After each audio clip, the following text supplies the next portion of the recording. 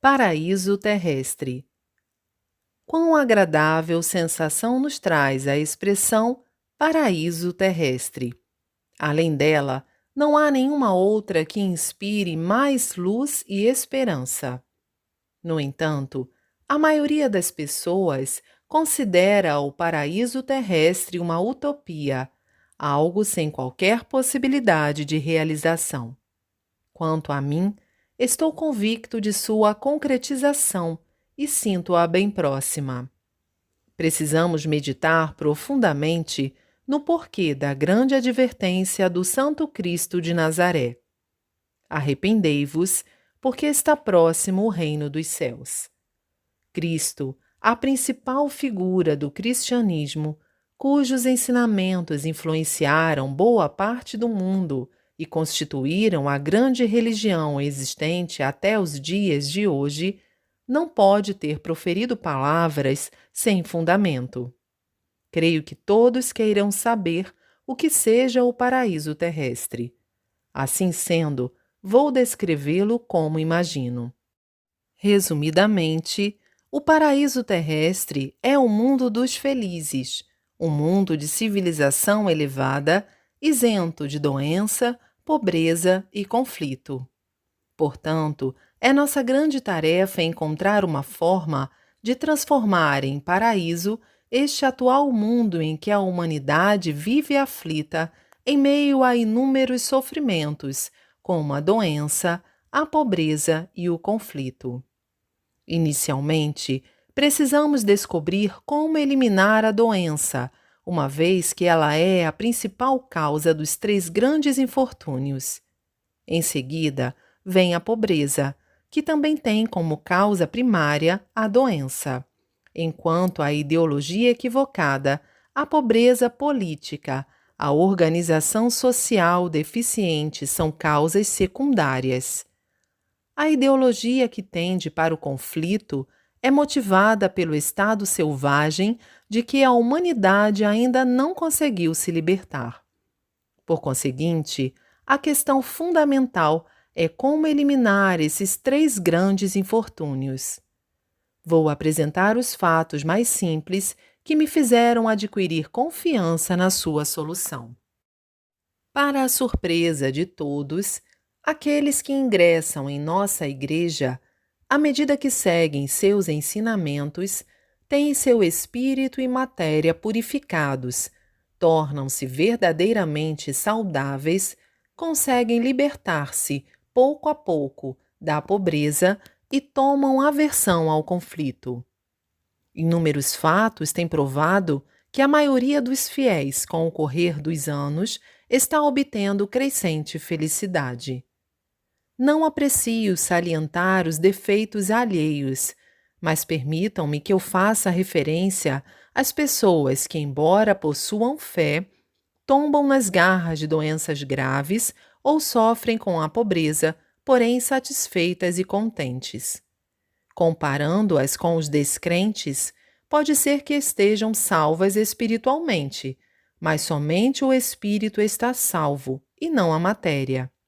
Ou seja, a salvação foi feita pela metade.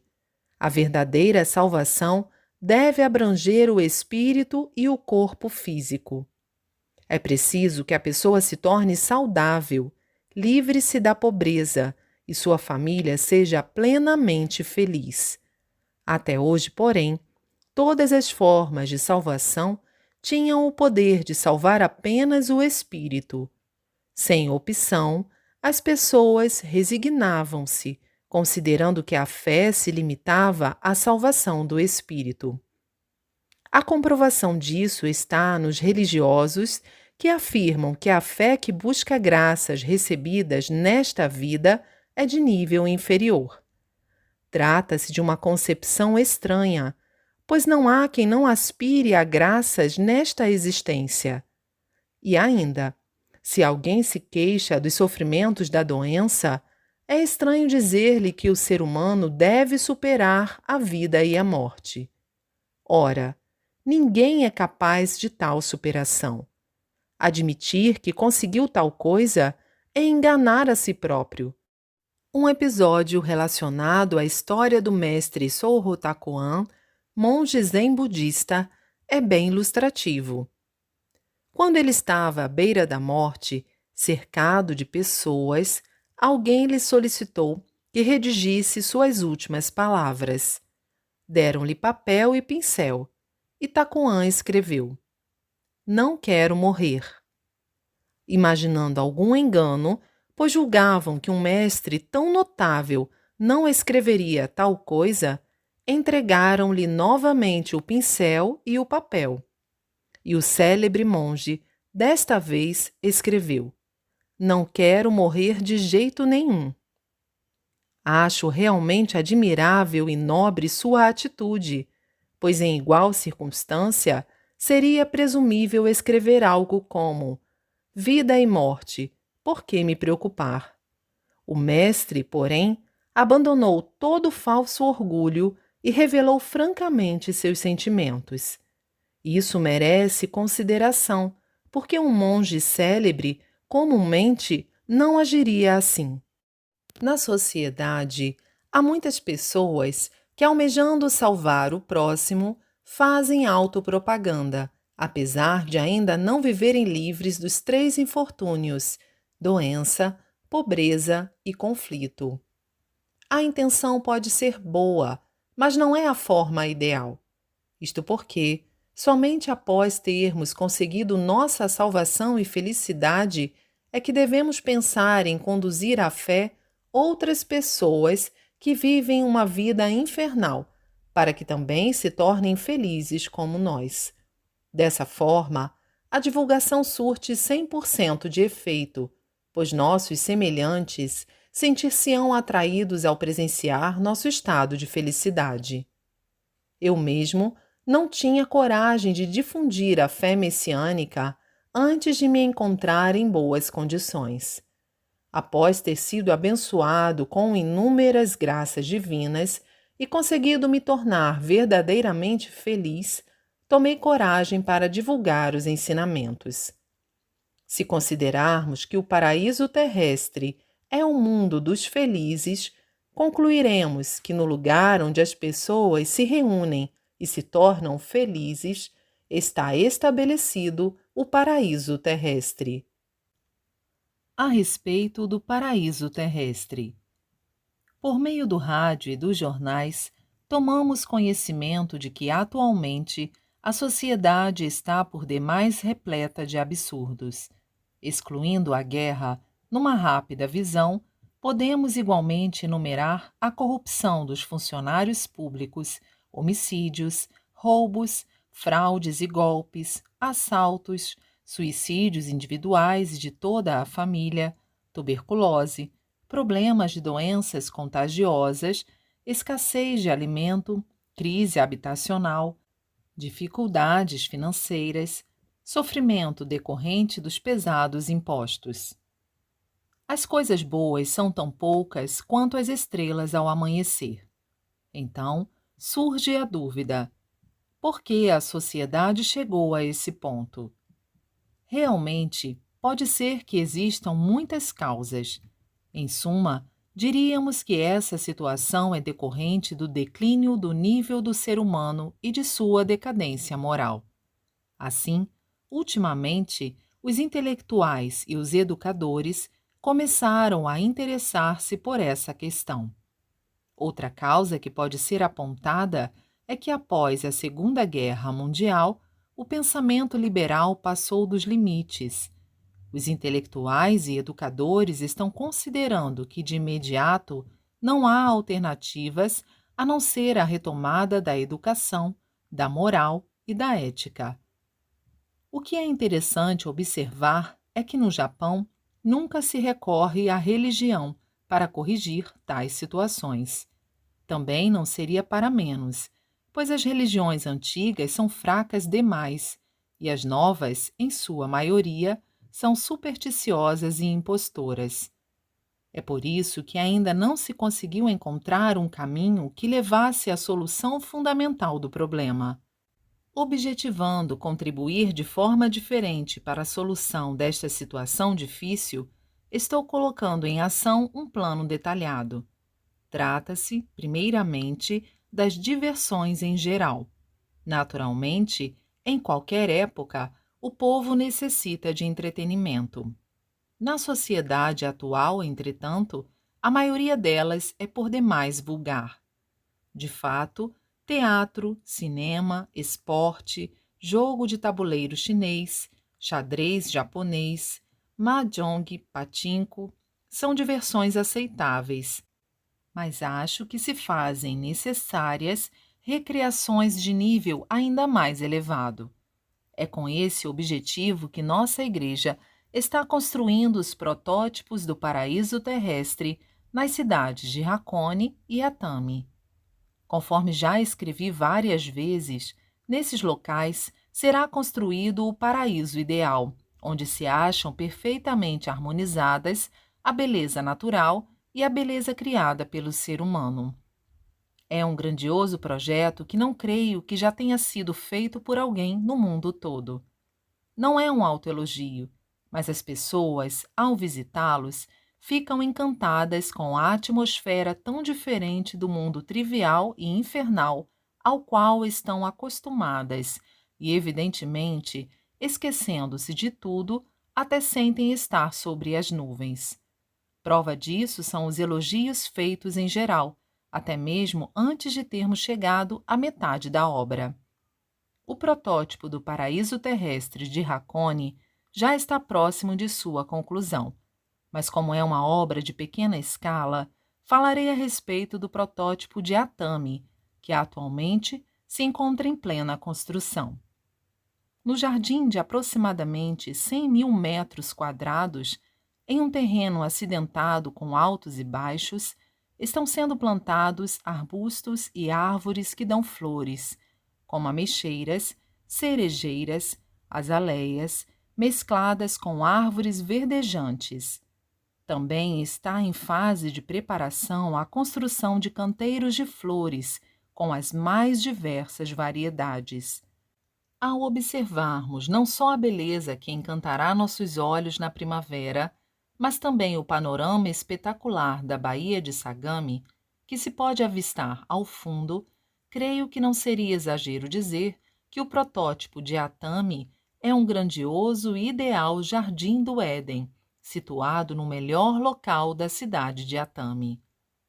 Além do mais, para acrescentarmos uma beleza ainda maior ao lugar, construiremos o Museu de Referência de Belas Artes, cuja conclusão certamente fará com que o protótipo do paraíso terrestre de Atami se torne inevitavelmente alvo de admiração tanto de japoneses como de estrangeiros.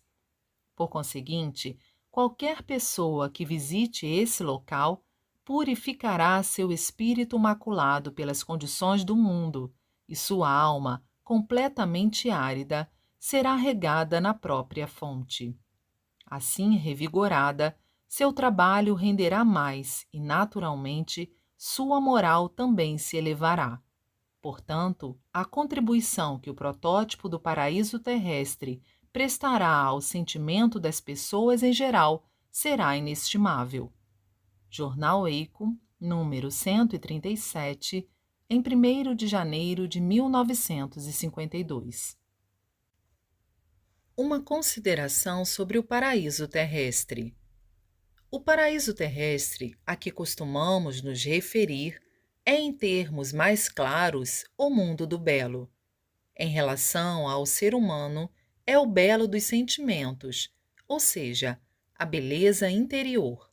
Naturalmente, suas palavras como seu comportamento devem ser belos. Isso vem a ser o belo individual, e de sua expansão nasce o belo social, isto é, o relacionamento entre as pessoas se torna harmonioso. As casas, as ruas, os meios de transporte e as praças públicas se tornam ainda mais belos.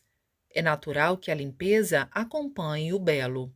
Portanto, em uma escala maior, tanto a política como a educação e as relações econômicas devem tornar-se belas e transparentes, da mesma forma que as relações diplomáticas entre os países. Pensando desse modo, podemos perceber o grau de feiura da sociedade contemporânea. O belo é por demais escasso, principalmente nas classes sociais mais baixas. A causa reside no fato de serem extremamente desfavorecidas economicamente. Ademais, isso gera a decadência da educação e a precariedade das instituições sociais. Daí, nasce a intranquilidade social. Gostaria de falar, em especial, sobre as diversões. Nesse campo, o belo precisa ser muito mais estimulado, pois o cultivo da consciência do belo é o que há de mais útil para a melhora dos sentimentos humanos. Este é um dos motivos pelos quais sempre incentivamos a arte. Nem é preciso mencionar o quanto a arte vulgar e imoral da época atual está degradando o sentimento humano. Desta maneira, o poder econômico é o fator essencial para a criação do mundo do belo. Não poderemos sequer sonhar em concretizar esse mundo enquanto a população permanecer na pobreza. Como devemos proceder para fortalecer o poder econômico? O povo deve trabalhar com afinco, visando ao aumento da capacidade de produção. E a condição básica para tanto é, sem dúvida, a saúde de cada indivíduo. E a saúde é o principal foco da nossa religião, o que se torna evidente pelo grande número de pessoas perfeitamente saudáveis que estamos formando por meio do inigualável poder de cura de doenças por nós manifestado. Portanto, devemos dizer que somos a primeira religião a qual Deus atribuiu a qualificação para estabelecer o mundo do belo. Concretizá-lo é uma questão de tempo. Para se certificarem dessa verdade, basta observar atentamente a atuação de nossa religião daqui em diante. Jornal Kyusei, número 65, em 3 de junho de 1950. A arte de Deus. Como homens contemporâneos que somos, precisamos ter consciência da época em que estamos vivendo. O que estou querendo afirmar ao colocar essa premissa? É evidente que, por intermédio da invenção do rádio e da televisão, podemos ter conhecimento dos acontecimentos mundiais em instantes. A cultura material chegou rapidamente até esse ponto. Afinal, o que isso significa?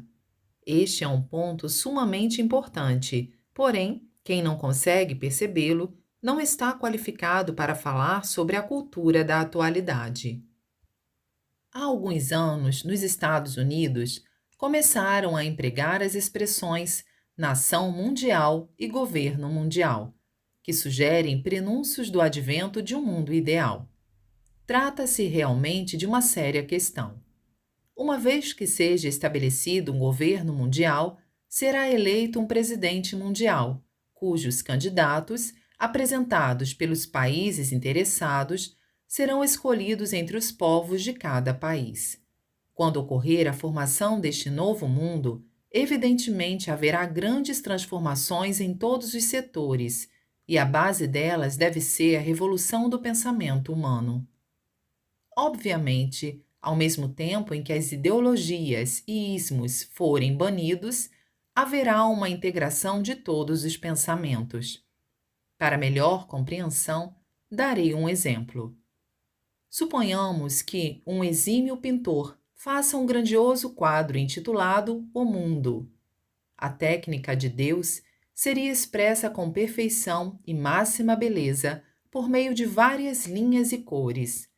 Não é nada difícil imaginar que os preparativos para pintar um quadro do mundo necessitariam de vários milênios.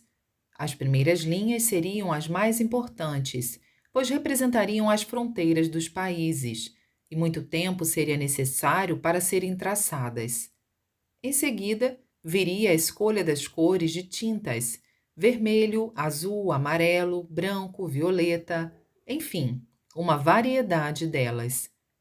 A título de experiência, tentemos aplicar isso aos diferentes povos e países. Quero, porém, alertar que se trata apenas de uma suposição. De acordo com a peculiaridade de sua cor, cada país desempenharia uma função.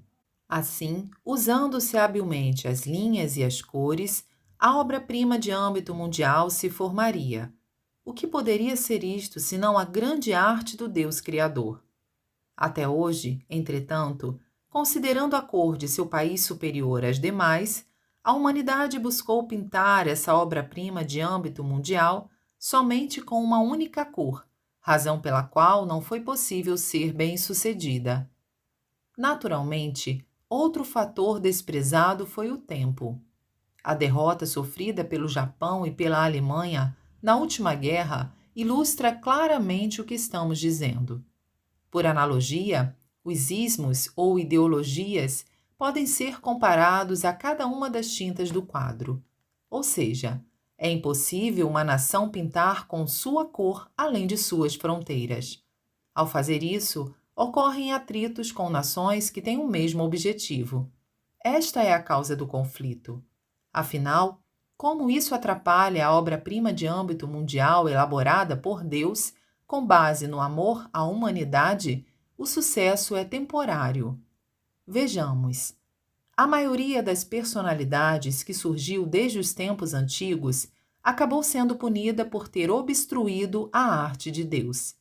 Baseadas nesse fato, as grandes potências mundiais devem esforçar-se para tornar mais viva e mais bela a cor de cada país, ao invés de tentarem pintar os outros países com a própria cor.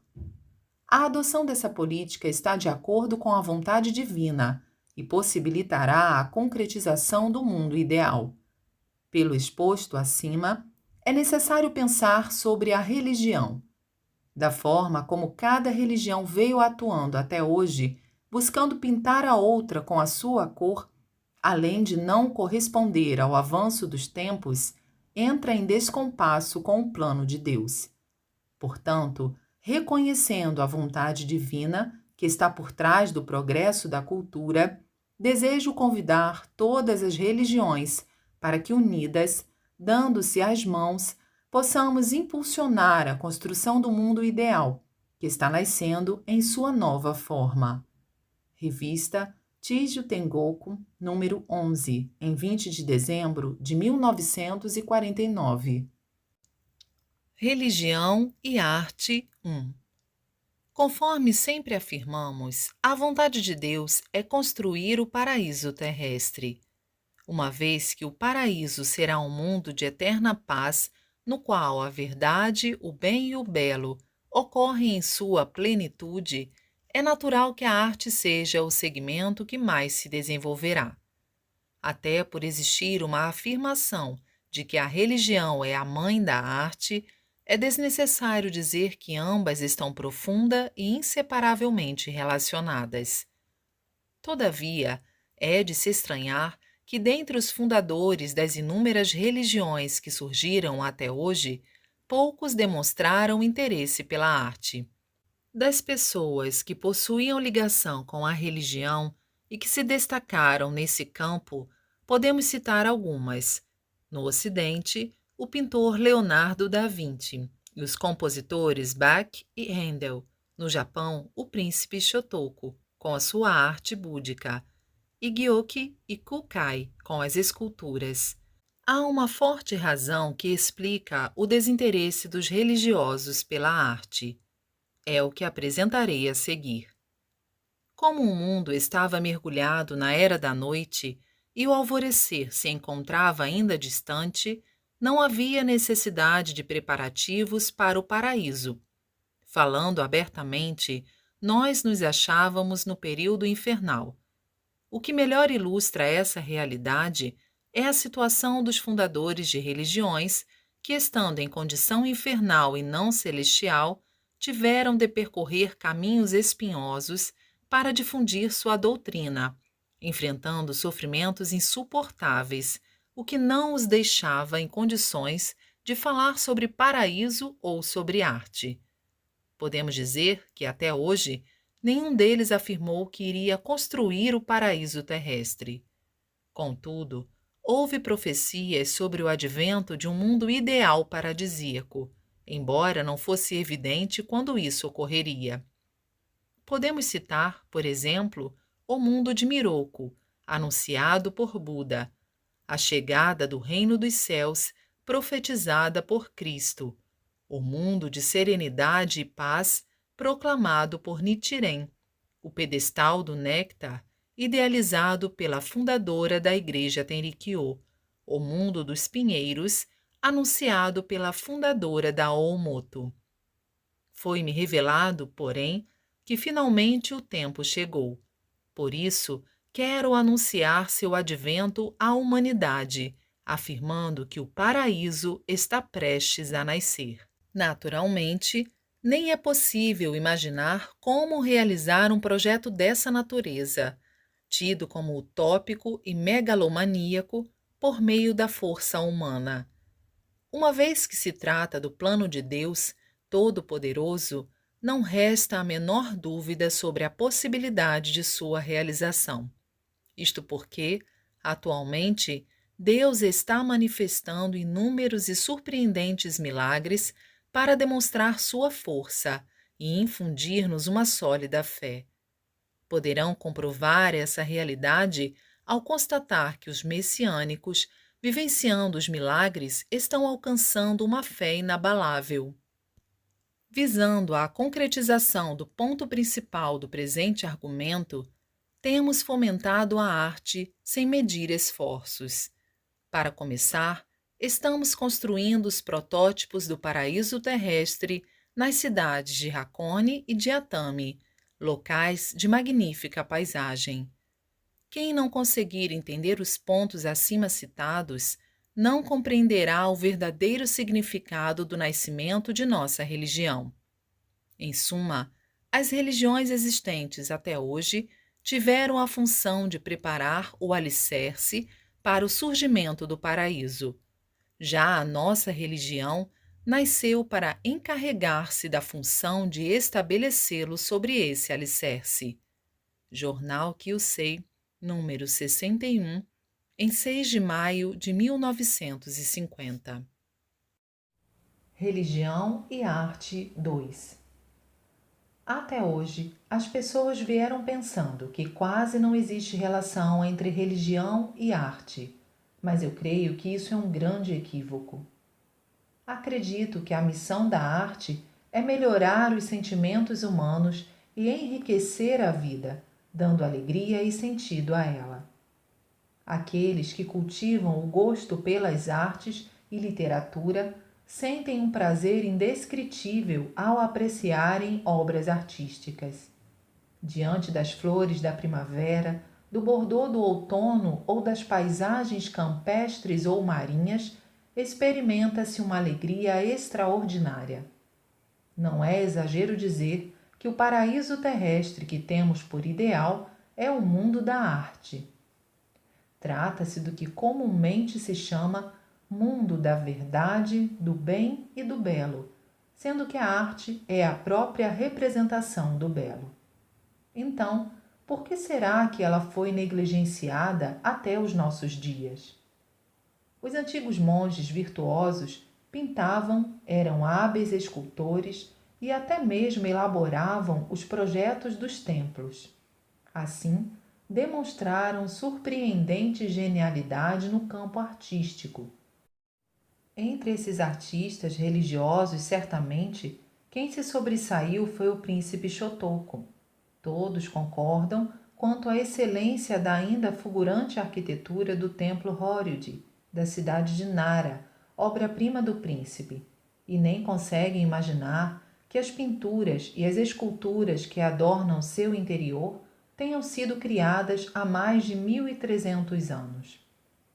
Por terem surgido muitos santos e monges notáveis que divulgaram suas doutrinas, levando uma vida de abstinência com alimentação frugal e vestimentas pobres, certamente começou-se a pensar que não existe nenhuma relação entre arte e religião. Aqui imperam a verdade e o bem, mas falta o belo. Pelas razões expostas, Pretendo fazer uma grande divulgação da arte. Coletânea Assuntos sobre Fé, em 5 de setembro de 1948. Religião artística. Desde os tempos antigos, pensava-se que não havia muita relação entre arte e religião. No Japão, as manifestações artísticas tiveram início com a arte budista. Eram pinturas, esculturas e tecelagens mais simples. No que se refere à música, entre outros, existiam instrumentos tais como o sho, hichiriki, mokugyo e dora, e entoações obtidas por meio da leitura dos sutras budistas. Por essa razão, podemos dizer que era uma arte primitiva. Mais tarde, estimulada pela introdução das artes chinesa e coreana, a arte japonesa passou por uma fase de imitação até criar um estilo próprio.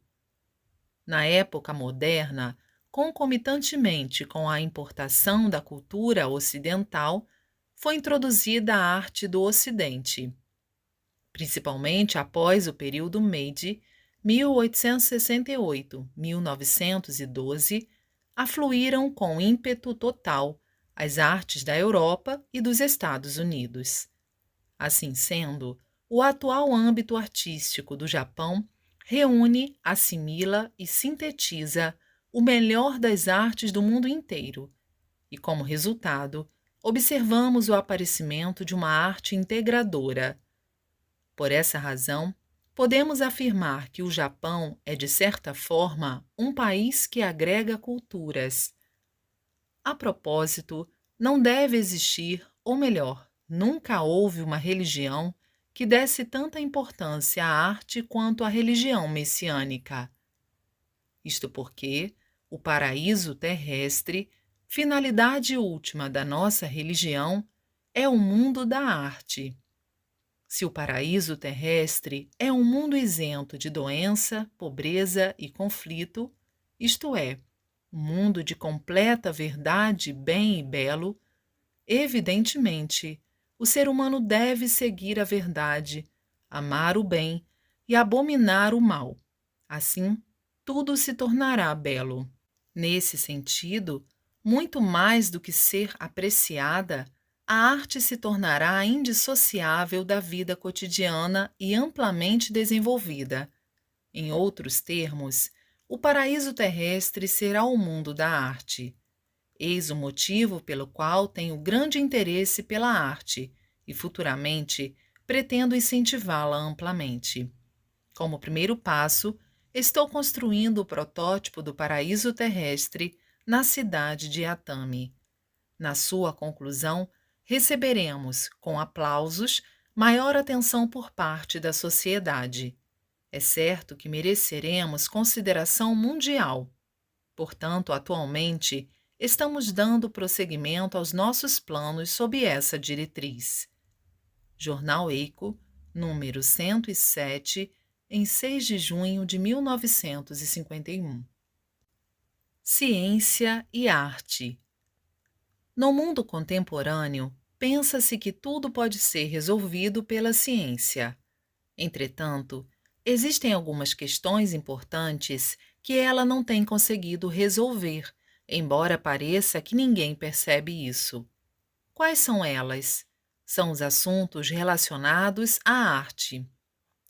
A pintura e as mais diversas expressões artísticas, como o artesanato, a literatura, a música, o cinema, o teatro, possuem algum teor científico, mas não é preciso dizer que boa parte deles está fundamentada na combinação de genialidade, inteligência, consciência e empenho. Todos sabem o quanto a arte é necessária à sociedade humana. Se ela não existisse, a vida seria insípida e monótona, como se estivéssemos presos em uma cela de pedra. Por exemplo, sempre que caminho pela cidade, sinto que se não houvesse lojas comerciais e de departamentos, residências e prédios, E se eu não pudesse ver o verde das árvores das ruas e dos jardins das casas, mas apenas uma só cor acinzentada e sombria, semelhante à da parede de um presídio, reta e contínua, talvez eu não suportaria andar sequer alguns quarteirões. A bela visão proporcionada pelo rico colorido das casas, pelas diferentes feições das pessoas que caminham, com sua maneira de se vestir e de andar, pela vistosa aparência dos jovens na moda, pelos idosos e pelas pessoas recém-chegadas do interior, tudo apresenta algo de interessante. Esses múltiplos aspectos é que despertam nosso interesse e nos permitem andar pelas ruas sem nos entediarmos. Quando nos distanciamos da cidade, podemos avistar das janelas dos ônibus ou do trem as paisagens variadas, montanhas, rios, plantas, árvores e plantações, o que nos distrai e nos tira do tédio. Além do mais, as mudanças que verificamos no clima nas 4 estações do ano enriquecem nosso sentimento. O mundo é realmente uma arte criada pela natureza e pela mão do ser humano. É por isso que vale a pena viver.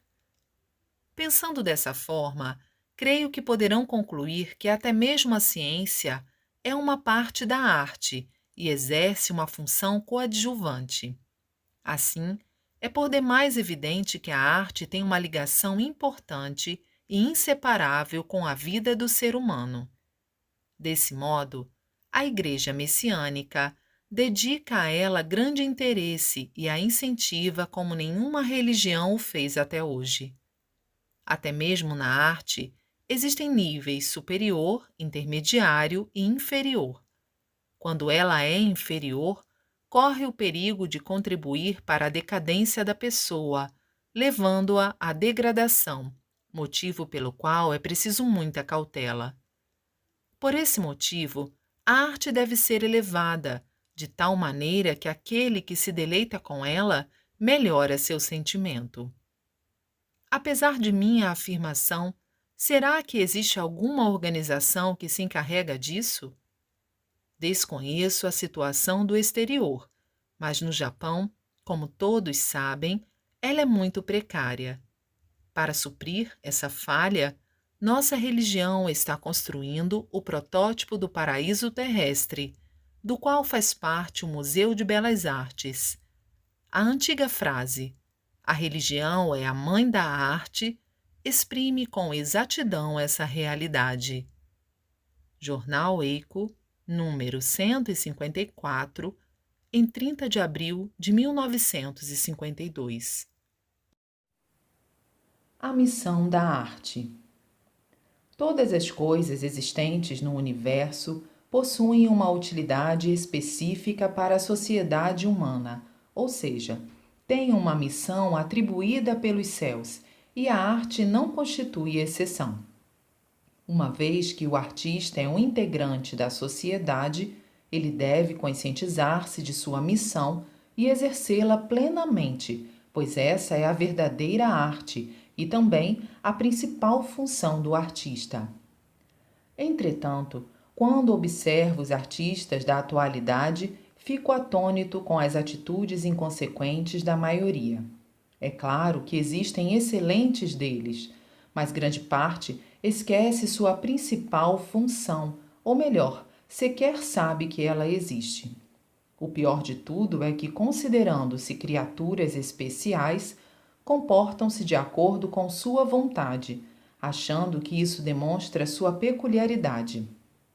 Iludidos que, agindo a seu bel prazer, conseguirão expressar toda sua genialidade, não se envergonham de suas ações e acabam gerando muitos problemas.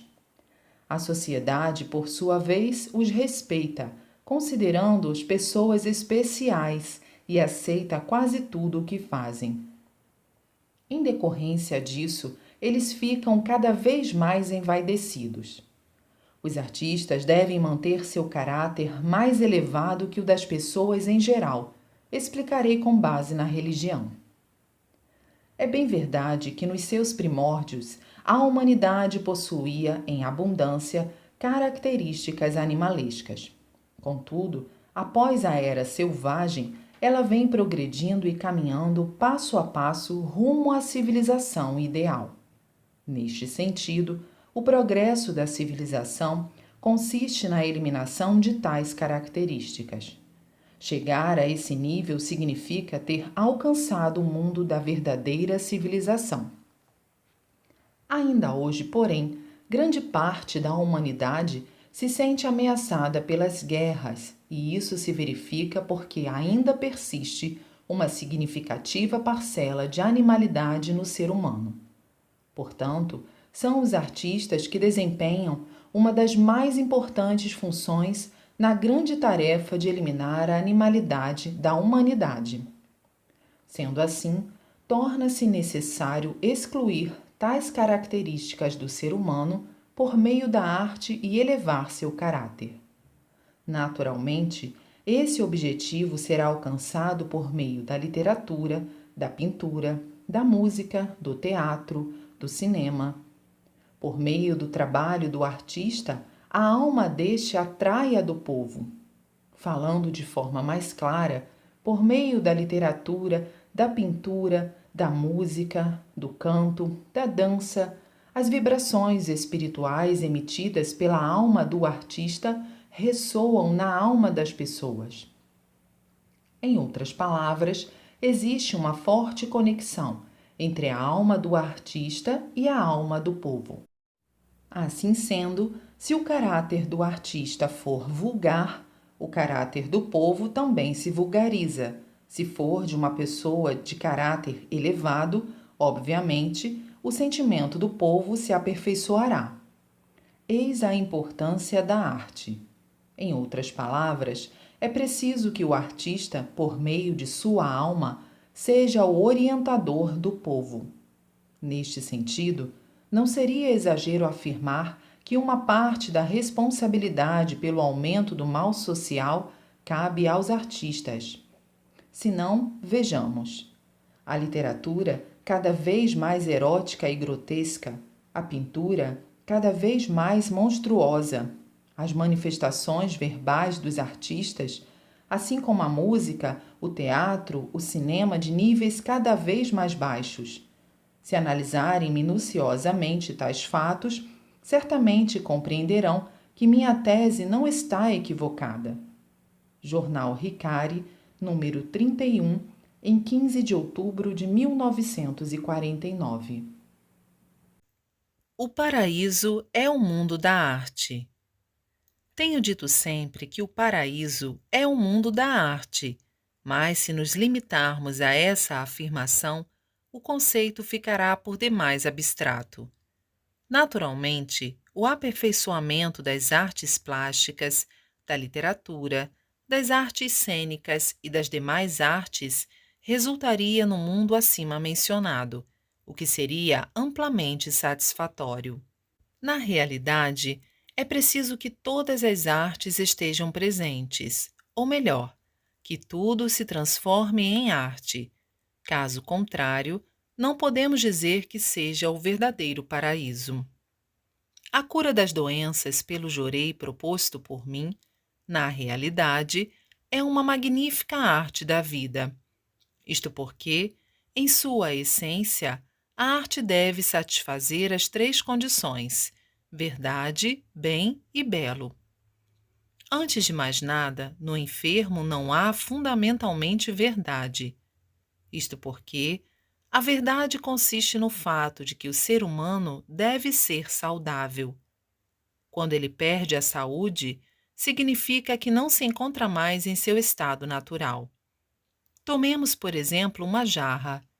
Se ela sofrer alguma avaria, perderá sua utilidade, pois a água poderá vazar ou ainda não permanecerá mais em pé ou mesmo acabará se quebrando no momento do uso. Assim sendo, como objeto, nela não há mais verdade. Para que possamos utilizar a jarra novamente, precisamos consertá-la. O mesmo se dá com o ser humano. Se uma pessoa, por motivo de doença, não puder mais desempenhar suas atividades, acabará se sentindo inútil. Por essa razão, é necessário restaurá-la.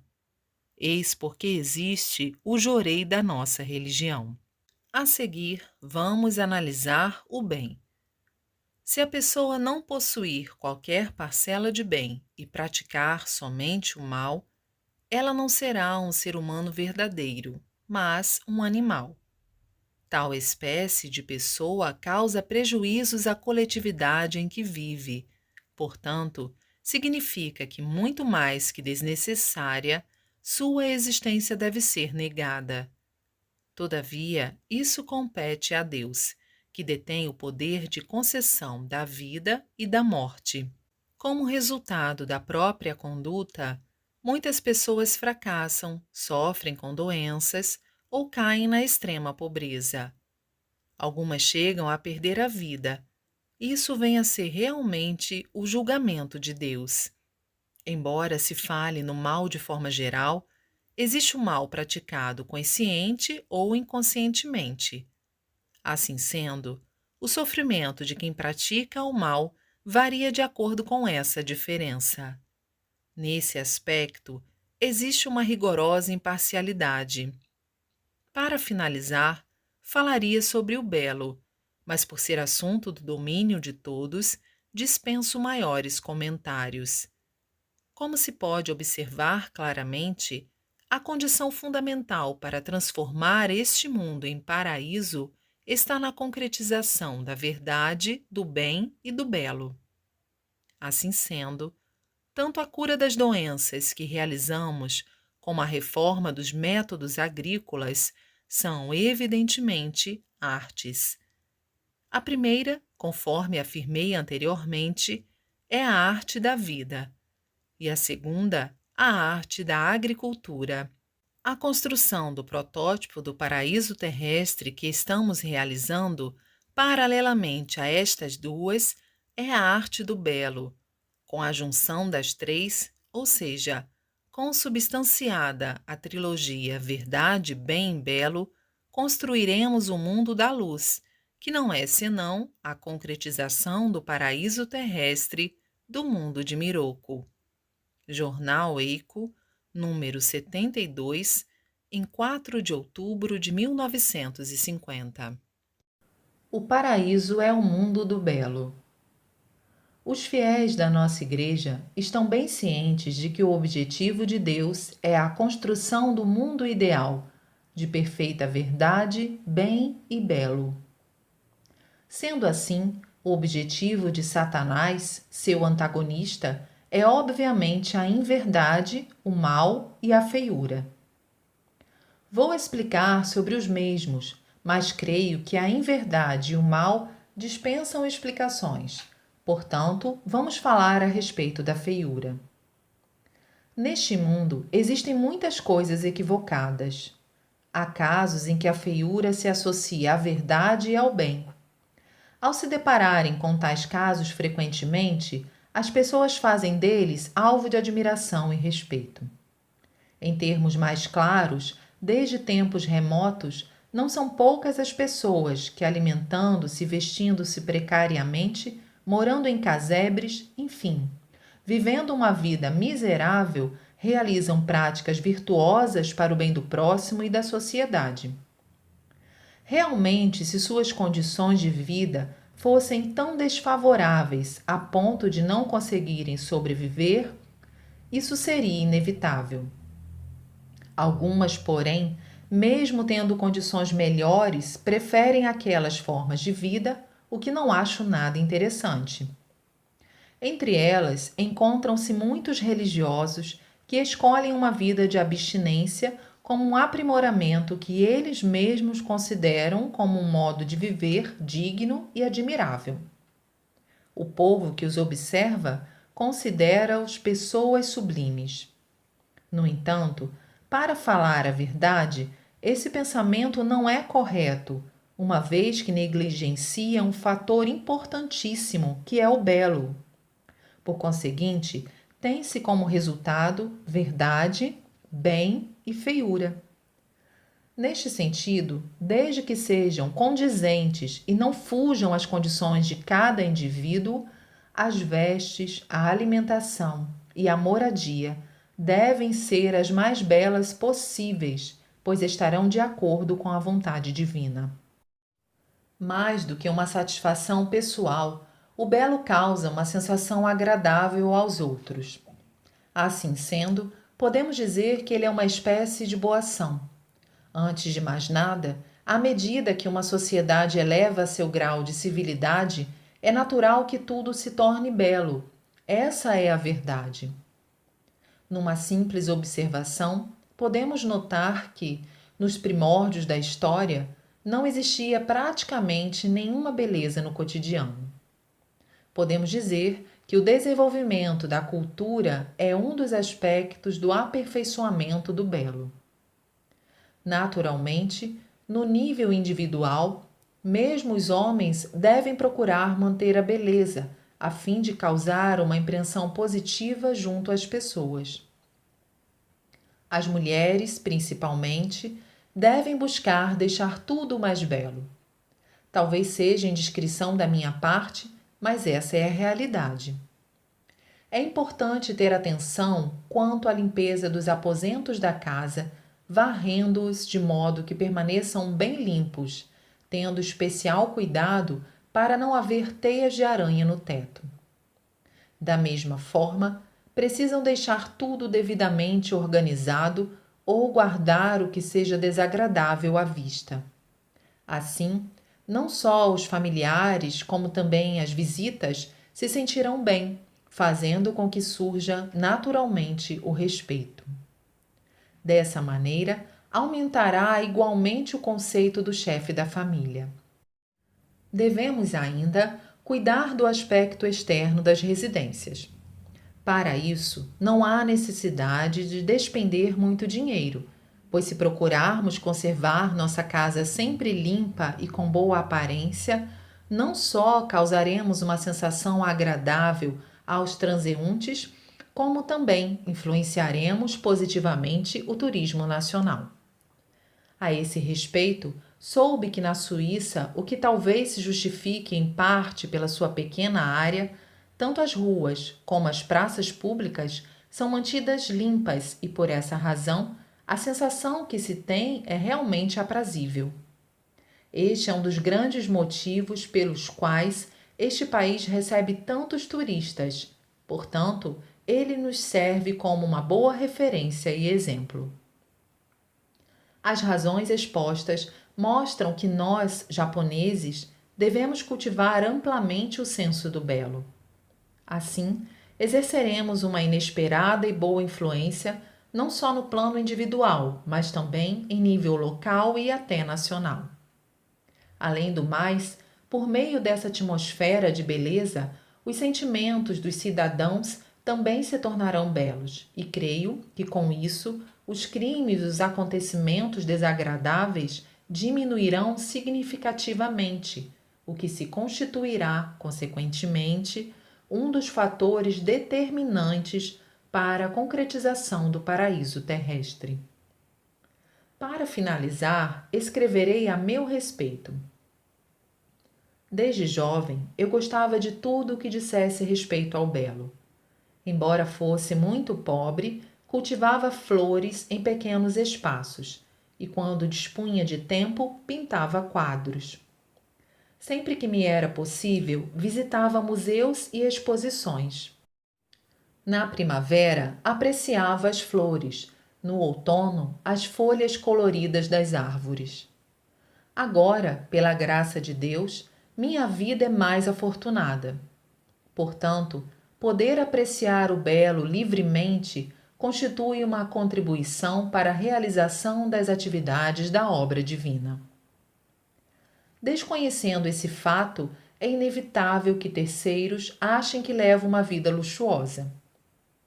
Desde tempos antigos, os fundadores de religiões faziam a divulgação das doutrinas vivendo na pobreza e realizando penitências.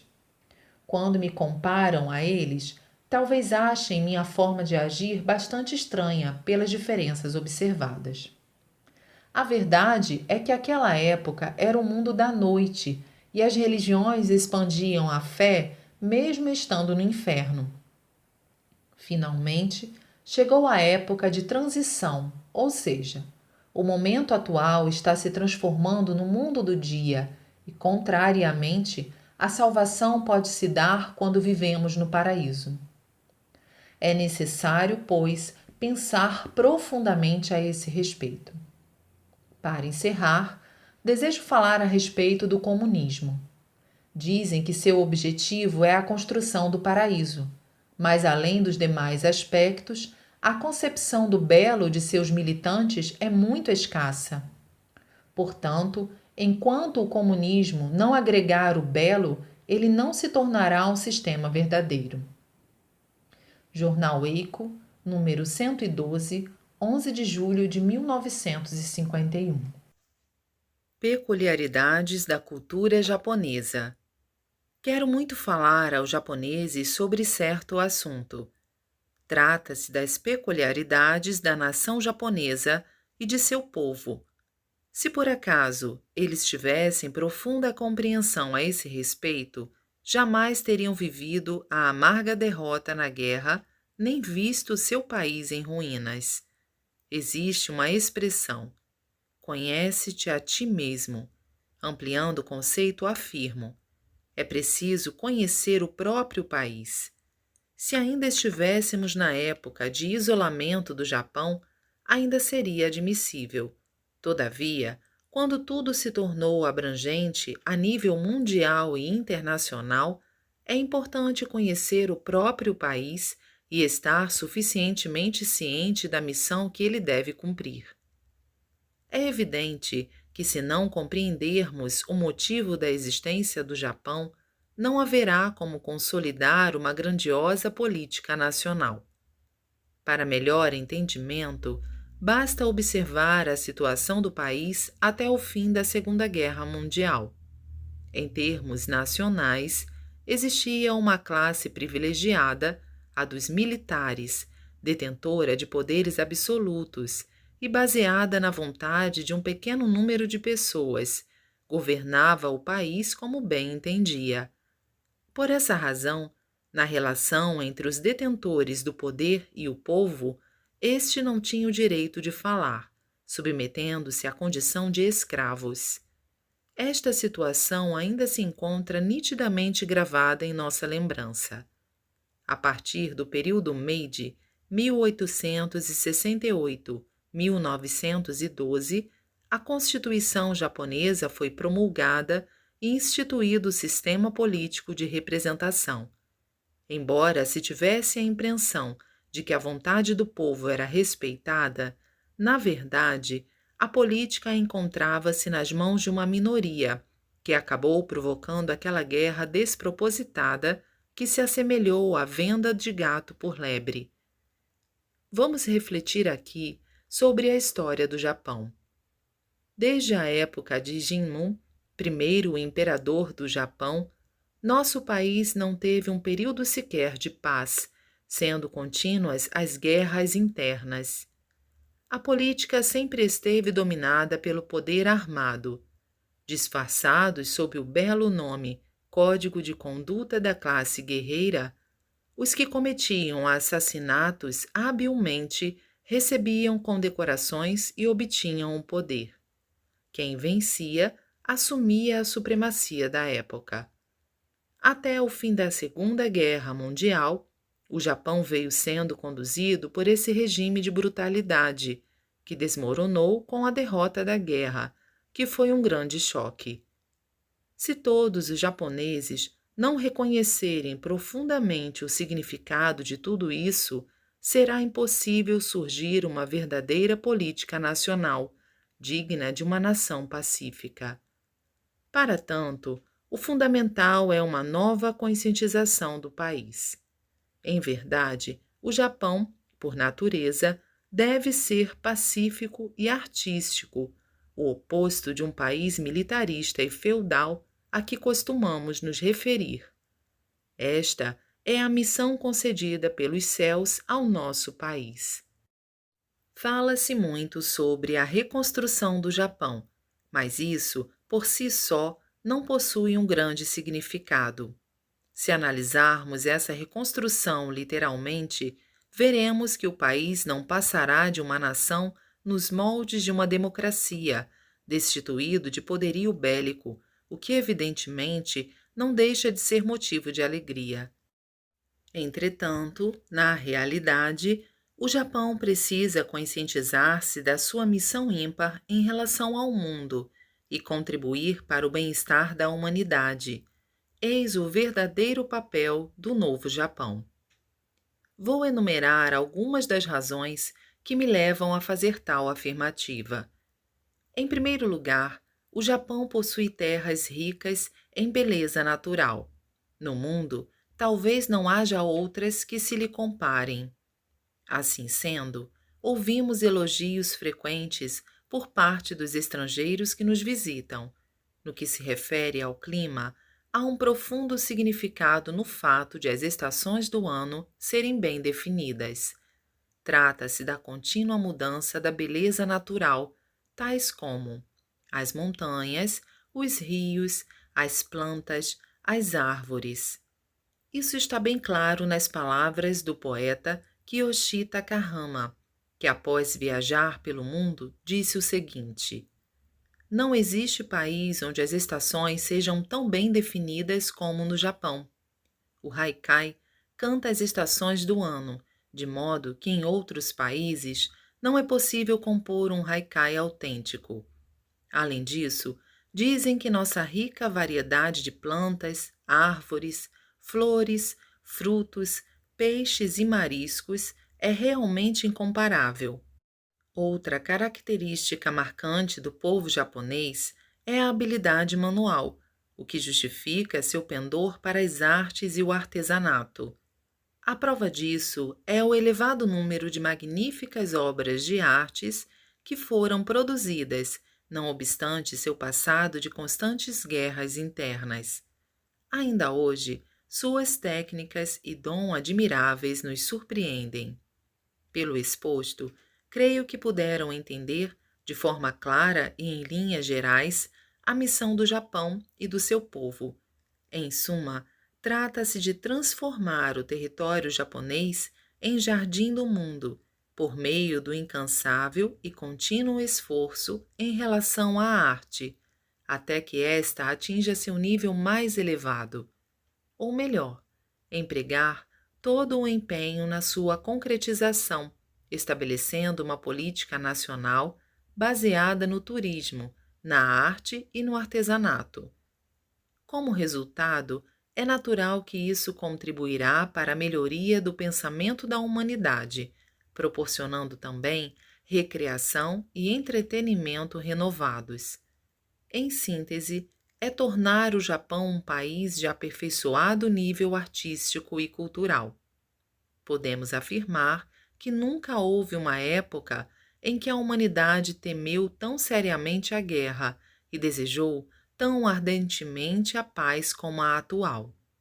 A causa da guerra, como sempre dizemos, é por ainda subsistir nos seres humanos um forte instinto belicoso. Logicamente, esse instinto tem origem no pensamento primitivo, o que significa dizer que, embora os homens se considerem civilizados, na realidade ainda lhes falta muito para se despojarem da selvageria. O meio para solucionar o problema é fazer com que a humanidade mude o foco. O objetivo dessa mudança deve ser a arte, isto é, a transformação do mundo infernal de lutas em um mundo paradisíaco, artístico. Em suma, a paz obtida pela ameaça armada é apenas temporária. De qualquer maneira, é fundamental que haja a renovação do pensamento, e eu afirmo que esta só se efetivará por meio da religião e da arte. Portanto, nesse sentido, ao invés de reconstrução do Japão, gostaria de dizer construção de um novo Japão. E não haveria outro plano de âmbito nacional senão transformá-lo em uma nação artística. Jornal Ricari, número 43, em 1º de janeiro de 1950. A respeito do Jardim da Terra Divina. Este jardim que estou construindo há 5 anos em Gora, na cidade de Hakone, já está cerca de 80% pronto.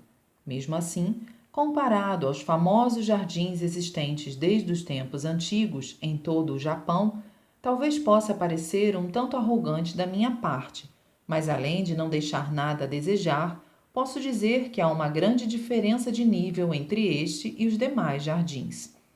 É claro que existem muitos jardins maravilhosos, cada um com suas características, porém, seja ele qual for, sinto que não possui peculiaridades tão relevantes quanto o de Hakone. Já a Terra Divina é totalmente diferente dos demais locais. Possui pedras e rochas de variados tipos e tamanhos em abundância, o que nos causa espanto.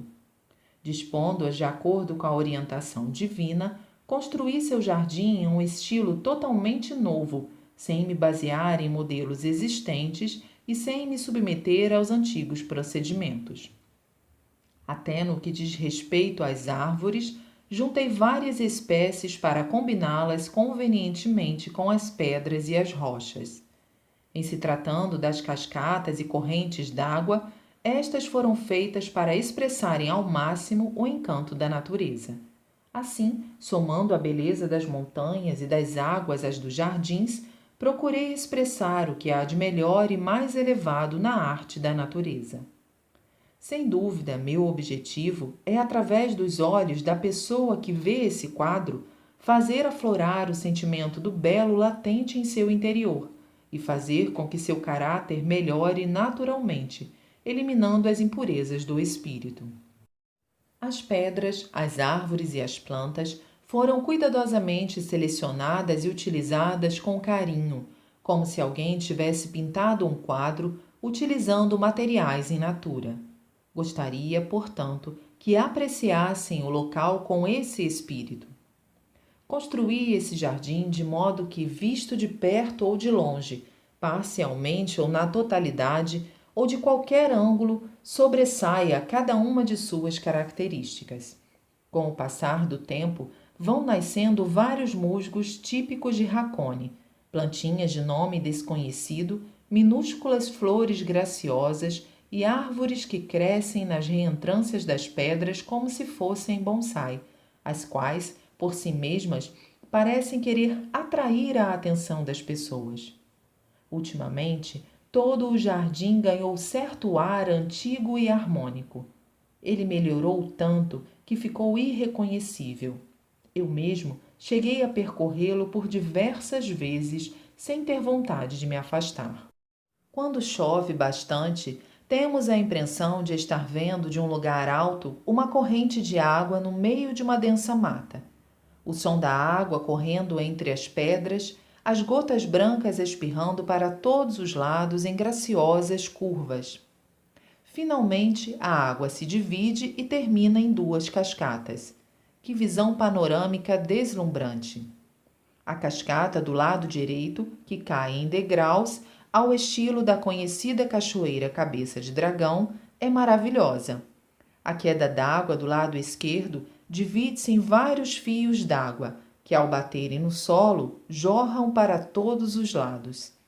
Parece mesmo que a qualquer momento poderá surgir uma andorinha em um vôo rasante, bem rente às cascatas. Realmente, fico muito satisfeito com a harmonia da beleza natural com a beleza artificial, expressa de forma muito melhor do que eu esperava. Ao contemplar essas cascatas, sinto-me como se estivesse nas altas montanhas e vales profundos ou diante de um quadro magnífico. Geralmente, as cascatas construídas pelo ser humano têm certo aspecto comum que prejudica essa harmonia, mas isso não se verifica com as do nosso jardim, que são extremamente naturais. O reflexo das cores vermelha e amarela das folhas do bordô nas cascatas, as cores das árvores plantadas e das nativas me fazem sentir como se estivesse em meio à densa mata. Vou encerrar por aqui as explanações a respeito do jardim já concluído. A seguir, desejo falar a respeito do amplo terreno que fica nas proximidades do Parque Gora. Pensando em criar outro jardim muito diferente, já dei início à sua construção. Para este jardim, também tenho um plano incomum, inédito, e creio que na ocasião da sua conclusão, as pessoas ficarão deveras surpresas. Até aqui vim expondo tudo aquilo que me aflorava à mente e elogiando e enaltecendo meu trabalho. O leitor poderá achar que sou por demais vaidoso. Na opinião de pessoas comuns, sem dúvida, é isso mesmo. Este jardim foi construído por Deus através de mim. Portanto, por tratar-se de uma técnica, ou melhor, de uma arte divina, creio que não haveria nenhum problema em elogiá-lo, pois isto significa louvar a Deus e é um ato que merece aprovação. Há algum tempo, o Sr. William W. Shudler, professor de geografia em uma universidade dos Estados Unidos, veio apreciá-lo e, em sua visão de profissional, exprimiu sua forte admiração. Já vi jardins do mundo inteiro, mas nenhum tão notável e artístico como este. Certamente ele é o único em todo o mundo. Falarei sobre o Museu de Belas Artes, que será construído por último.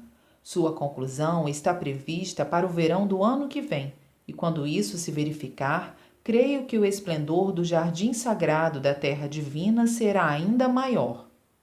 Já tenho algumas obras de arte a serem expostas. Da mesma forma, realizei pesquisas sobre as que são avaliadas como tesouro nacional, existentes em museus históricos e de belas artes de várias regiões, em coleções de particulares e de templos, com os quais, pouco a pouco, estou estreitando meus vínculos. Assim sendo, tenho certeza de que o Museu de Belas Artes de Hakone nada ficará devendo a outros do gênero. Minha intenção é mostrar poucas obras de cunho histórico e arqueológico, tendo como critério o meu senso estético, independentemente de elas serem arte oriental antiga ou moderna. Pretendo selecionar somente as obras-primas de artistas famosos de cada época. Isso porque o significado do Museu de Belas Artes não se manifestará se qualquer pessoa, ao apreciá-lo, tendo ou não um olhar crítico, não se sentir tocada e não se deleitar com a beleza das obras.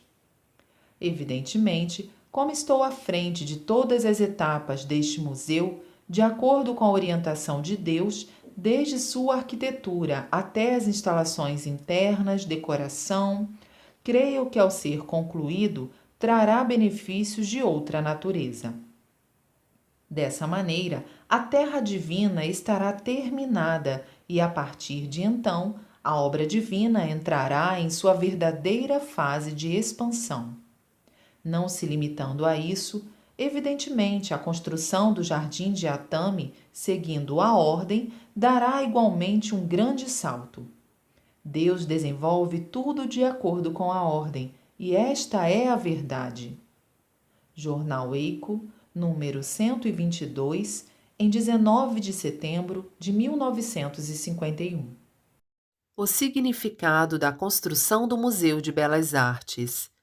Sou Mokichi Okada, líder espiritual da Igreja Messiânica Mundial. Gostaria de manifestar meus sinceros agradecimentos a todos os senhores que, apesar de atarefados, compareceram hoje.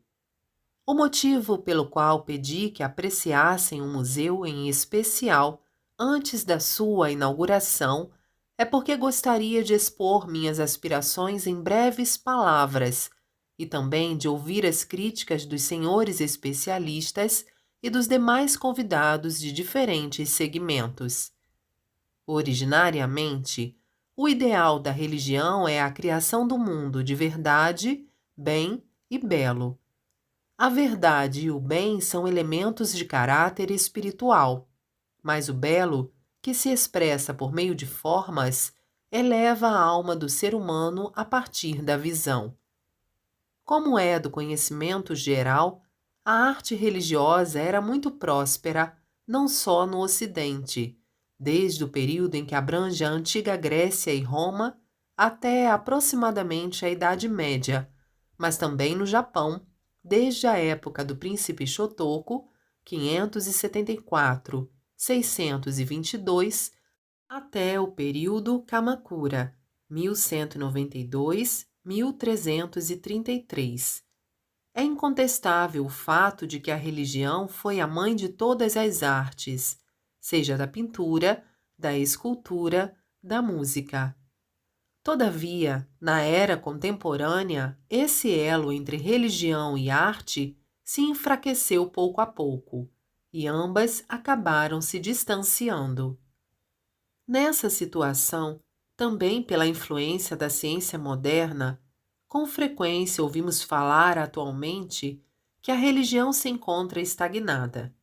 Pelo motivo exposto, acho que a religião e a arte devem avançar juntas, tais quais as rodas de um carro. Desejo falar de forma sucinta sobre o papel do Japão. Tal como os indivíduos, cada país possui fundamentalmente sua cultura e forma de pensar. O papel do Japão consiste em contribuir para a elevação da cultura, deleitando a humanidade por intermédio do belo. Podemos compreender isso claramente, observando principalmente as magníficas paisagens das montanhas e dos rios do nosso país, as abundantes variedades de flores, plantas e árvores, a sensibilidade aguçada de seu povo em relação ao belo, a excelência de seus trabalhos artesanais. Todavia, por desconhecimento desse princípio e como consequência de sua extrema e irresponsável ambição, o Japão acabou sofrendo aquela amarga derrota na Segunda Guerra Mundial. Nem é preciso dizer que o fato de até ter sido privado do uso de armamentos para não provocar novas guerras foi obra de Deus, a fim de despertar os japoneses para a sua verdadeira missão. Ultimamente, tem-se falado muito sobre rearmamento, mas se trata apenas de uma medida de defesa, sendo evidente que não existe outra intenção. De acordo com o exposto acima, o caminho que o Japão deve seguir daqui em diante é óbvio. Ou seja, se tiver isso como objetivo, creio que alcançará sem dúvida a paz e a prosperidade eterna. Sabendo dessa verdade e baseado nesse pensamento, venho me esforçando já há algum tempo nesse sentido. Como medida concreta, primeiramente, projetei a construção de um pequeno paraíso do belo, com a intenção de apresentá-lo ao mundo. Os locais que preenchem esse requisito estão, sem dúvida, nas cidades de Hakone e Atami, evidentemente pela facilidade de transporte, pela beleza da natureza, pela existência de fontes termais e da excelência do clima e do ar. Assim sendo, escolhendo nessas duas cidades locais sobretudo pitorescos, pensei em construir um ambiente ideal e artístico, unindo a beleza natural e a artificial. Desse modo, finalmente consegui concluir em Hakone o protótipo do paraíso terrestre e o Museu de Belas Artes. A respeito disso, como é do conhecimento dos senhores, até hoje não havia no Japão nenhum museu de belas artes tipicamente japonês. Existiam, sim, museus de belas artes chinesas, de belas artes ocidentais, de arte sacra, este último nas dependências do Museu Histórico e outras. A situação era que nem mesmo os japoneses podiam admirar as belas artes do próprio país. Se um estrangeiro viesse ao Japão e quisesse apreciar obras de arte tipicamente japonesas, era impossível satisfazer seu desejo.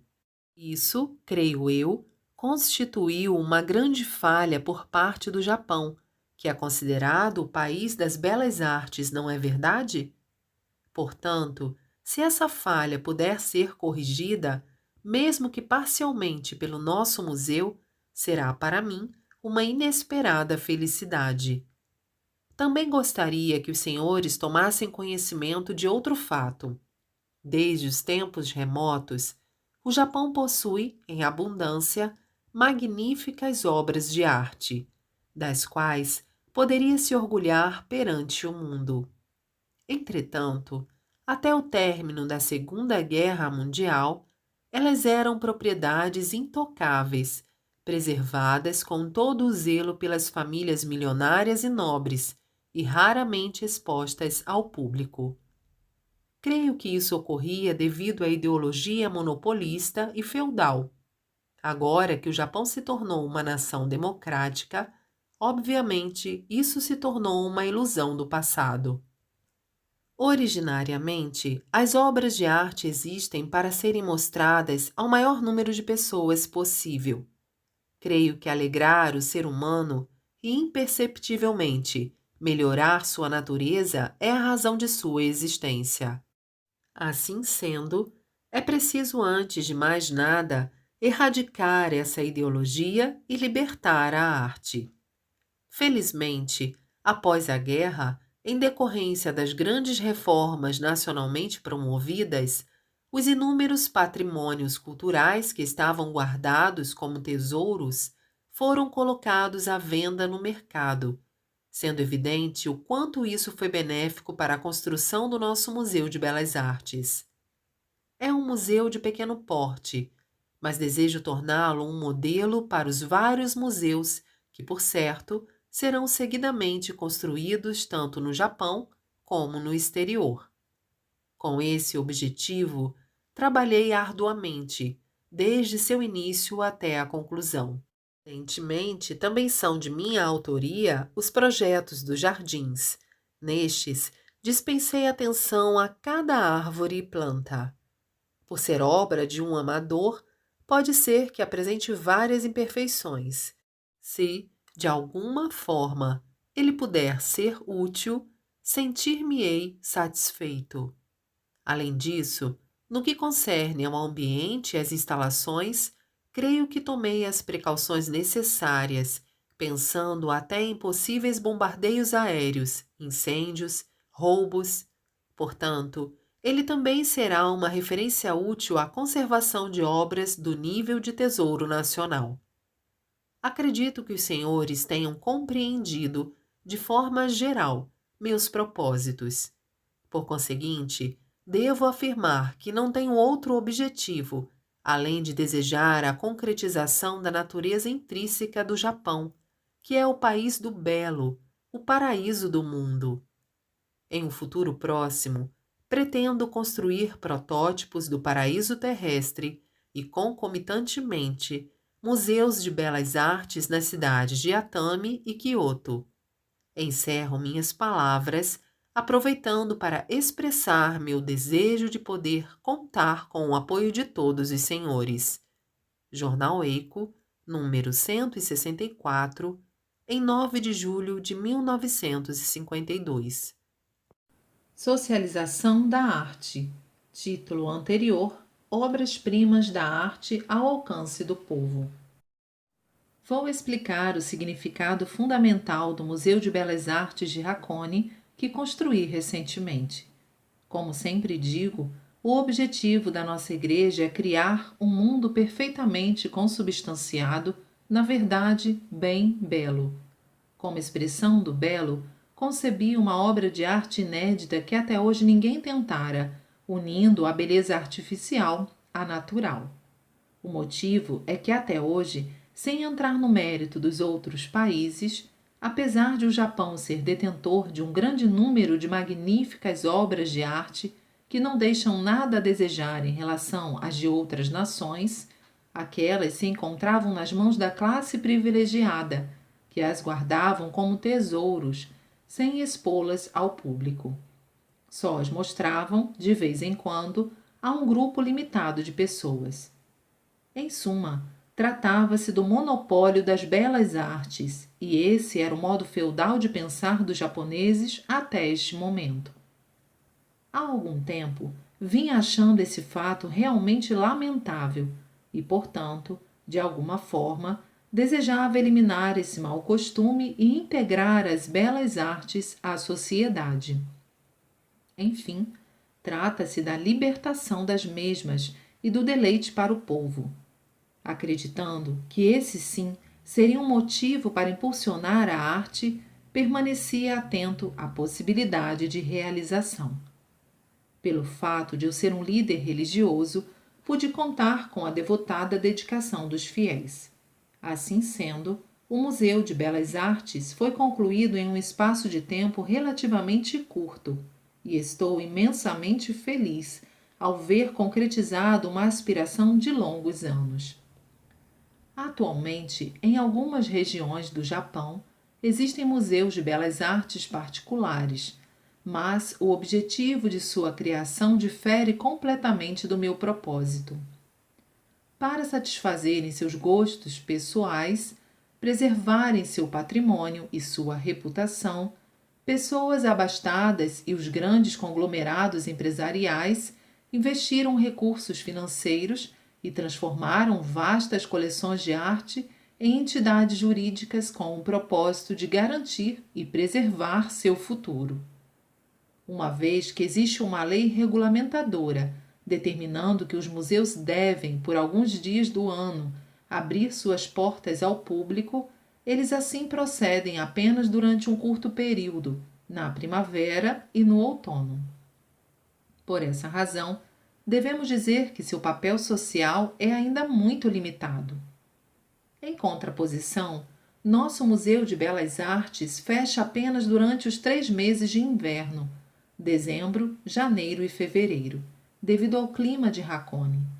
No restante do ano, ele permanece aberto, oferecendo a possibilidade de visitá-lo quando se desejar. Nesse sentido, também podemos dizer que ele é um museu ideal.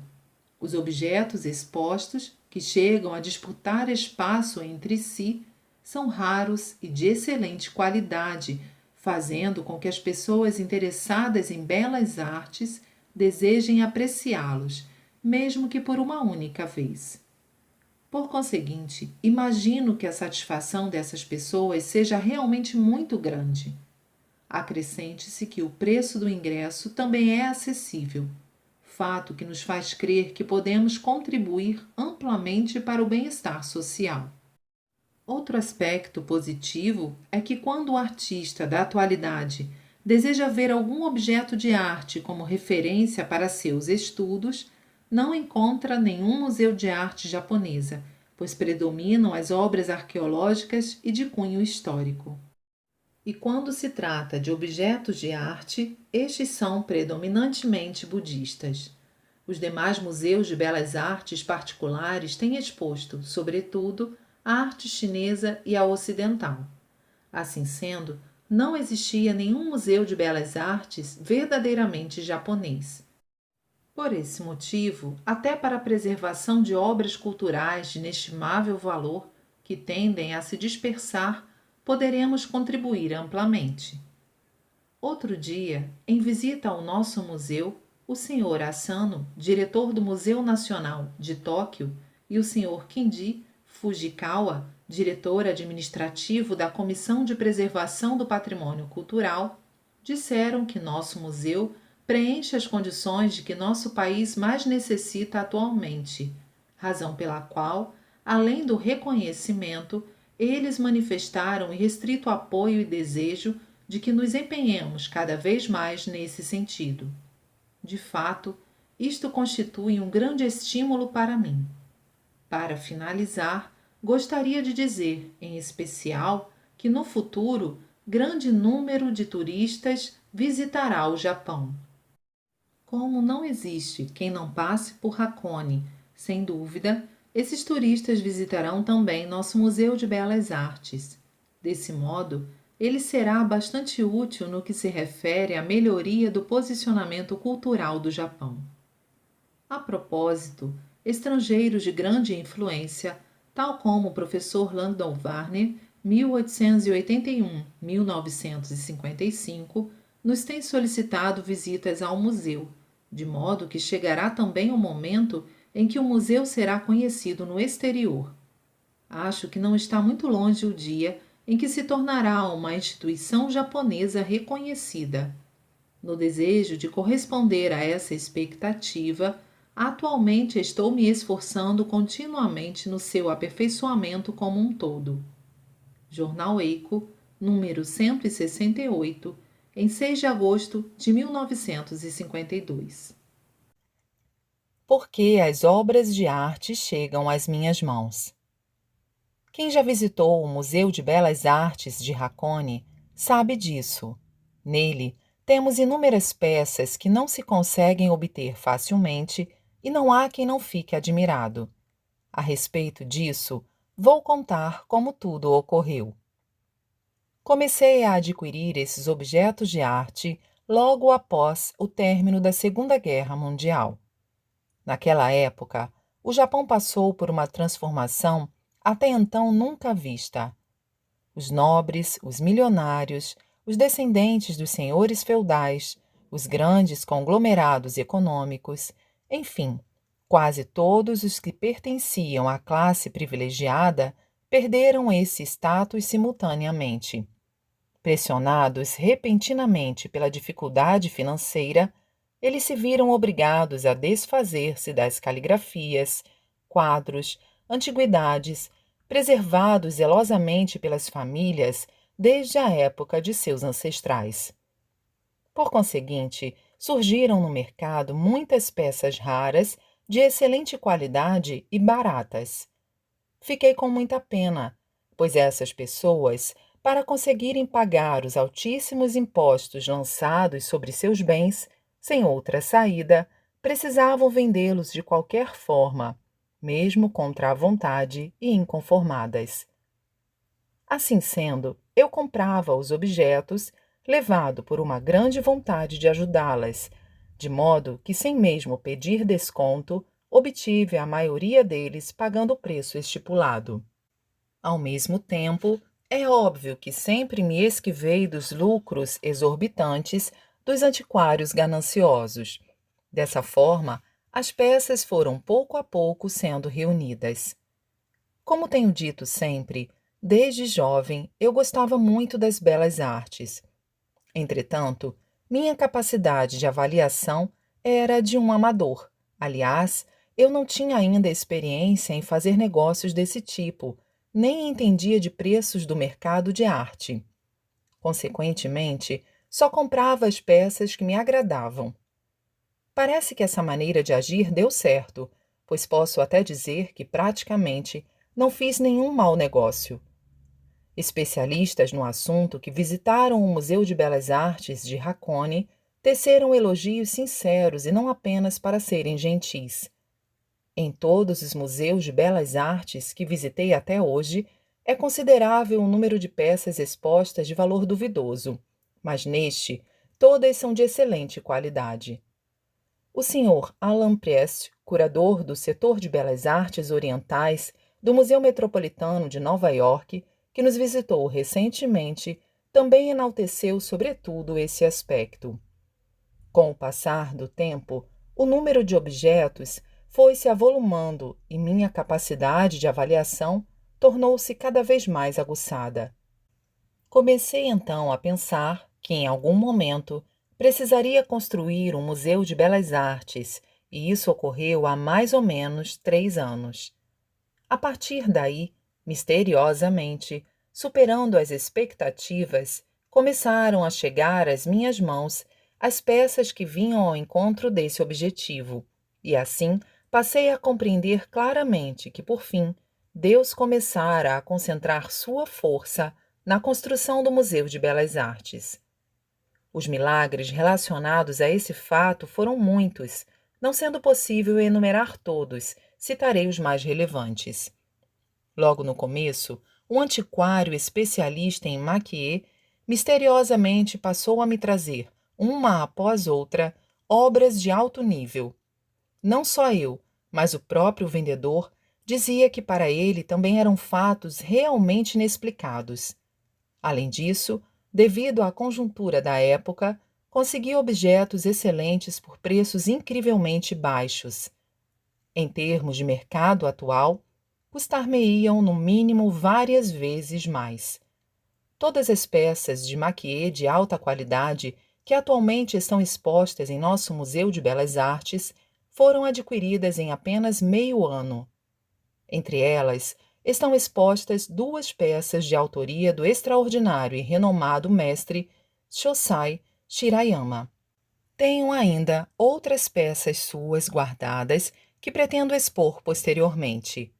Hoje, quase já não existem obras desse artista à venda, de onde se conclui que há poucas e quem as possui não abre mão delas. Por longa data, venho apreciando as obras do estilo Rimpa e as cerâmicas Ninsei. Com o passar dos anos, elas estão ficando cada vez mais caras e, ultimamente, já não existe quase nenhuma à venda. Assim sendo, parece que os interessados têm lamentado o fato.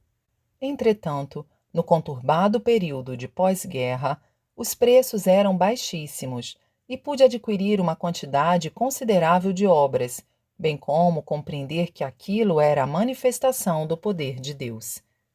É por esse motivo que as obras que eu desejava adquirir, ou as que necessariamente deveriam existir no Museu de Belas Artes, eu conseguia sem falta.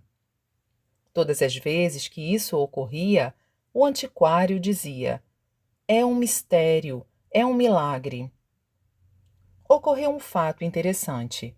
Eu estava querendo adquirir a edição primeira e original da famosa série de estilogravuras intitulada As 53 Vilas da Estrada Tokaido, de Hiroshige. Repentinamente, apareceu um antiquário especializado em estilogravuras que me ofereceu obras de Hiroshige e de outros artistas.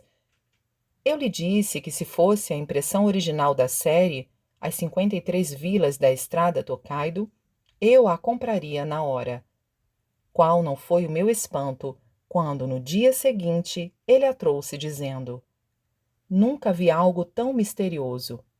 Ontem, assim que cheguei à minha casa, uma pessoa trouxe-me exatamente o que o senhor havia pedido. Fiquei muito surpreso, pois estava à procura dessa obra há 40 anos. E ontem apareceu alguém para vendê-la. Realmente é um fato inexplicável. É claro que eu também fiquei comovido com o extraordinário milagre. Examinando a obra, vi que havia sido preservada por um renomado e importante senhor feudal. Soube, inclusive, que a magnífica encadernação que protegia a obra fora feita por um ancestral seu. Por isso, fiquei duplamente surpreso e, mais uma vez, contente pelo seu baixo preço. A seguir, falarei sobre a cerâmica chinesa. Antigamente, eu não tinha o menor interesse pela referida cerâmica e muito menos capacidade de avaliá-la. Todavia, quando pensei que ela seria indispensável ao Museu de Belas Artes, não tardou que chegassem às minhas mãos peças provenientes de várias localidades. São elas as que atualmente estão expostas no museu. Quando afirmo que foram colecionadas em apenas um ano, as pessoas não acreditam. Ao mesmo tempo, uma vez que eu não entendia absolutamente nada do assunto, no início fui escolhendo com base nas explicações dos antiquários e orientado pelo meu sexto sentido. Hoje, os especialistas dizem que se sentem impressionados por verem reunidas tantas obras de qualidade. Em vista disso, como sempre, não tenho palavras para expressar o que sinto diante das grandiosas graças que Deus me tem concedido. Existem ainda inúmeros fatos interessantes, mas vou deixar por conta da imaginação do leitor. Explicarei agora o porquê da ocorrência de referidos milagres. Obviamente, os espíritos dos autores das obras que estão no mundo espiritual, assim como os espíritos das pessoas que as estimavam e os daquelas que tinham alguma relação com elas, desejando acumular muitos méritos e seguindo a forma correta, se empenharam para que as peças viessem até mim. Agindo assim, eles são salvos por meio dos méritos e sua posição espiritual se eleva. Não é preciso dizer que foi pelo mesmo motivo que conseguimos construir esse esplêndido Museu de Belas Artes em tão pouco tempo. Basta que façamos uma reflexão, pois até agora, para se construir um museu dessa envergadura, era necessário que pessoas abastadas se empenhassem por toda uma vida. No entanto, este foi concluído muito rapidamente. Assim sendo, qualquer pessoa poderá ver que não se trata de obra humana. Jornal Eco, número 177, em 8 de outubro de 1952. Movimento de formação do paraíso por meio das flores. O objetivo da nossa igreja é a construção do paraíso terrestre. Mas o que seria ele? Sem dúvida, é o mundo em que a verdade, o bem e o belo são praticados em sua totalidade. Evidentemente, além dos métodos de saúde da agricultura natural, que são a vida da nossa igreja e visam a concretização desse mundo, temos o Jorei, que promove a renovação do corpo físico e espiritual. De mais a mais, é igualmente primordial promover a elevação do espírito da pessoa por meio do belo. Em relação a ele, é um novo projeto que, no momento, nossa igreja está iniciando. Vou expor, primeiramente, a situação atual do Japão. Em uma classificação geral, o belo situa-se no domínio da audição, da visão e do paladar.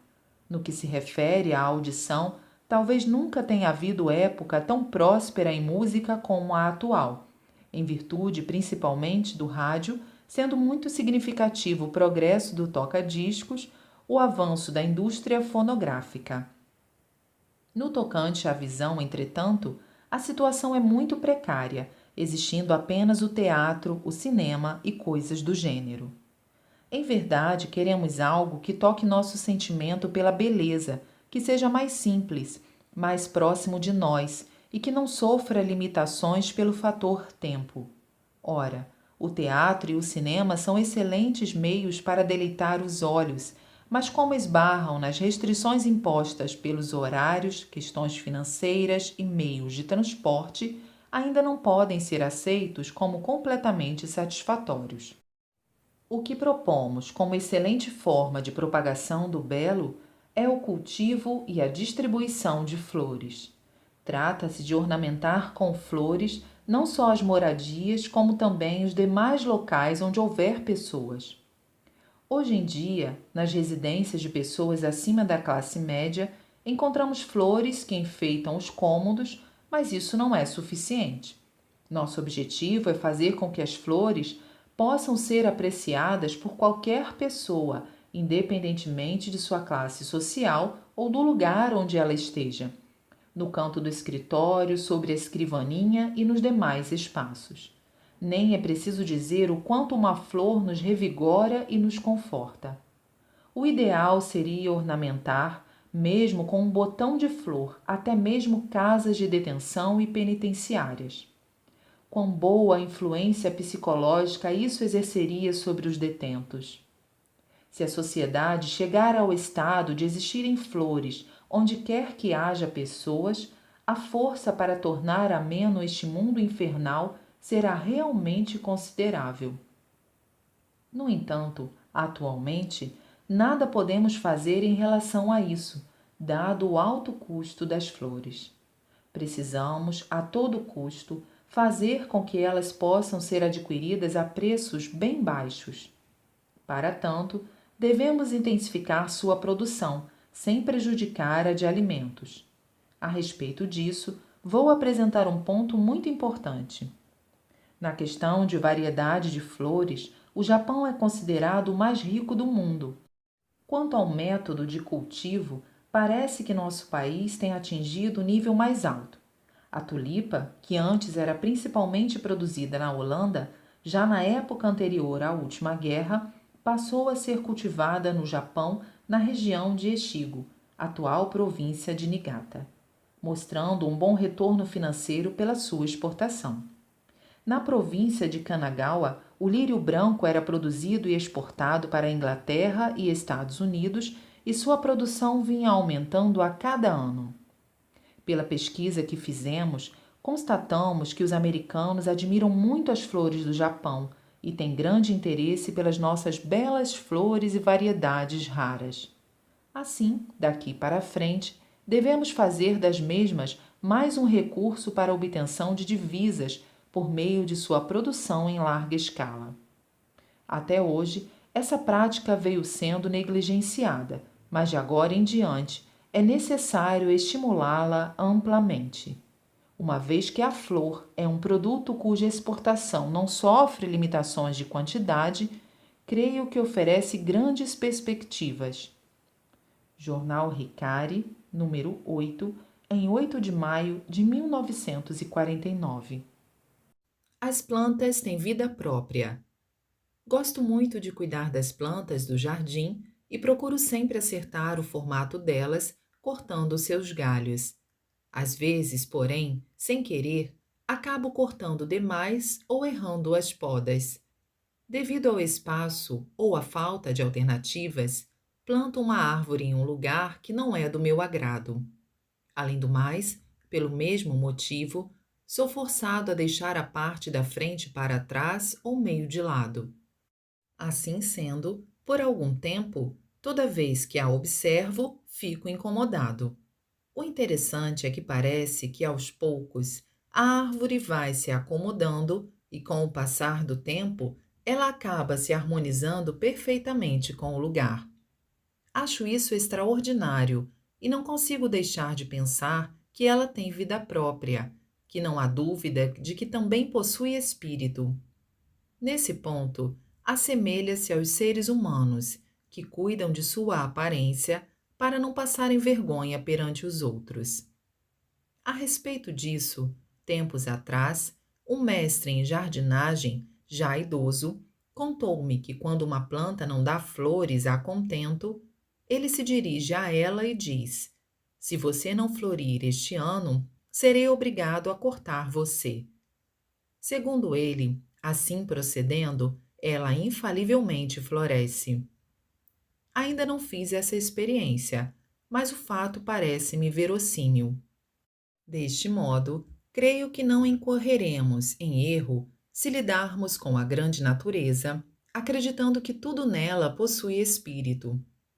Havia em um livro o relato de um ocidental que cultivou uma árvore que geralmente leva 15 anos para crescer e que, por ter sido cuidada com amor, cresceu na metade do tempo, ou seja, em 7 ou 8 anos. O mesmo pode ser dito em relação aos arranjos florais. Eu próprio vivifico flores em todos os cômodos de minha casa. Entretanto, ainda que um ou outro arranjo não esteja do meu total agrado, deixo-o assim mesmo. No dia seguinte, noto que, diferentemente do dia anterior, as flores se acomodaram em uma boa posição, como se tivessem vontade própria.